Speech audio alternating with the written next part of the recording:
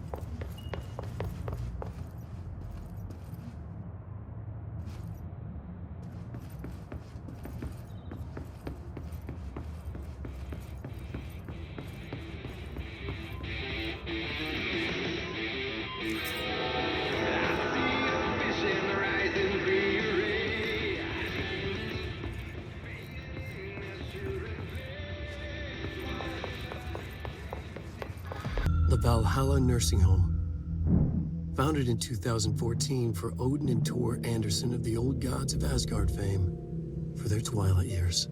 Built after the Return Comeback tour, flip-flopped to be their farewell tour. Cut short, canceled, to the chagrin of their agent Barry Wheeler. Wheeler had managed to coax a couple of hit songs out of them before that. Balance Slays the Demon, a couple of others. 3 massive stadium-sized gigs. The old men rocked like they were possessed by the devil, like their namesakes. The backstage parties got out of hand. The air was thick with smoke. Wheeler squinted, his migraine flared. Booze and drugs, a rock and roll cliche. They ran off after every gig. Wheeler had security track them down to the craziest after parties. The Andersons were so old. Vampires. Princes of fucking darkness. After every gig and the rampaging party that followed, it took them weeks to bounce back. And they never did completely. Each time Wheeler expected them to croak. It was that bad. After the 3rd gig, Wheeler couldn't take it anymore. Couldn't stomach the idea of another client dropping dead on him. Wheeler canceled. Called it off. It was over. After the Old Gods comeback tour was canceled, Wheeler set up a foundation with the money from the record sales of the Greatest Hits album, and the gigs. A lot of money. Wheeler was good at his job. Wheeler set up the nursing home facility. The old men deserved it.